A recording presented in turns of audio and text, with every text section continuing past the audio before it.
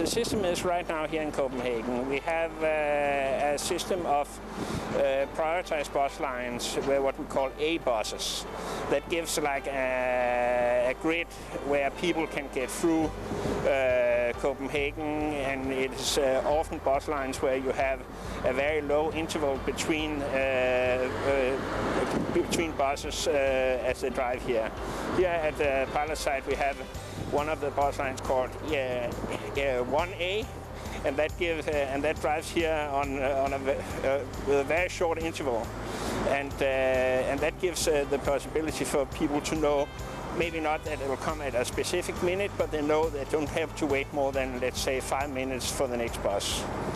It's important for buses and public transport when you want to get around a city like Copenhagen to be able to have a flow that also gives the passenger an idea that they come forward. It will also give a good alert that if you have emergency vehicles that want to get forward, that you get a good warning, because when you drive a big bus, for instance, it's not always easy to see them from behind if they are hidden in a blind spot or a blind angle. We have focus on public transport because it's one of the best way to get the emission out of the city, and it's in the plan of being carbon neutral by 2025.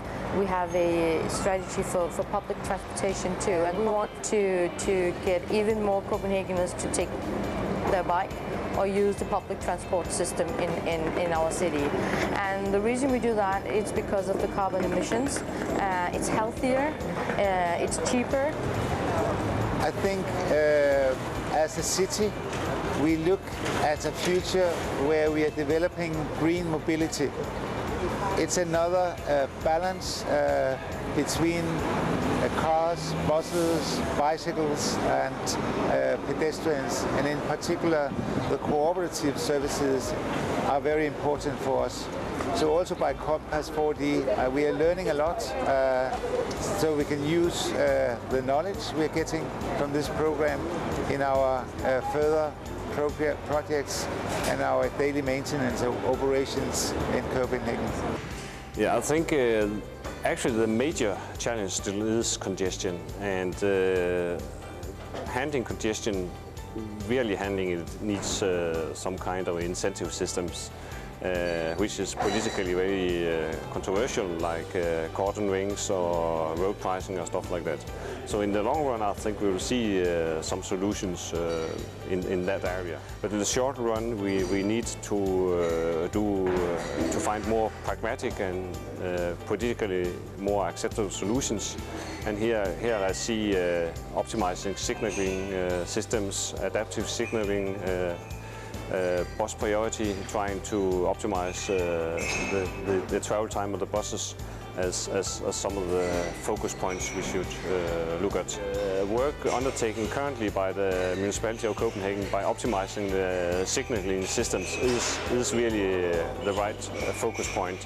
I think what is needed and what will be the challenge in the next coming years will be for the municipality to work together with the neighboring municipalities. In Compass4D, Volvo Group has two types of activities, both horizontal and pilot site specific.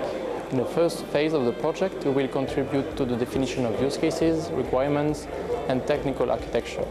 Then we will implement Compass4D services and integrate them on onboard platform, which we will equip Volvo and Renault trucks. We also have a special focus on Bordeaux pilot site, where we will equip around 40 trucks, which will be able to experiment Compass4D services in both urban and interurban scenarios. Bordeaux will also host the final event of Compass4D, which will take place alongside the ITS World Congress in 2015.